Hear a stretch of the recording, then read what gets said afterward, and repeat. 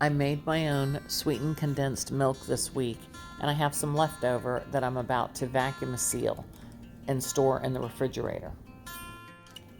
So my son bought this vacuum sealer unit for me, and I thought, oh, I really want to try it out. So this is perfect for this leftover milk. When you use a vacuum sealer, you'll need to store whatever you sealed in the refrigerator. It's not the same as canning, so the storage life is not the same. And I just wanted to remind you of that. Vacuum sealing is great when you have a little bit of leftover food because it'll last in your refrigerator for a couple of months.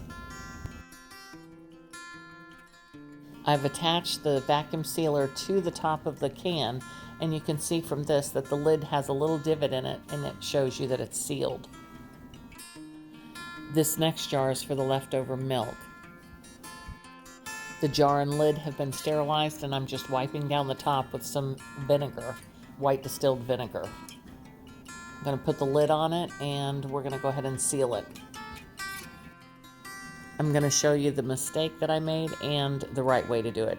As you can see, I just pushed down on the center just to show you, and when I did that, it pushed the center of the lid down, and it looks like it's sealed, but it's really not sealed. But I'm going to try it anyways. Maybe it will change the vacuum seal. We'll see. I'm going to go ahead and add the vacuum sealer, and we'll take a look at it after it finishes.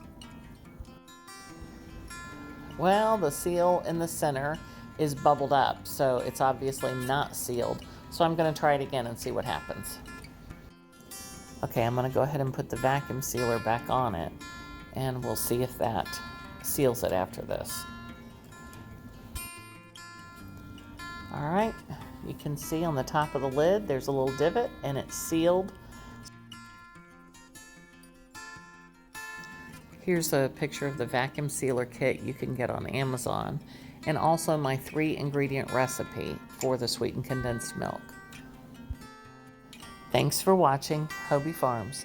God bless you and have a great day.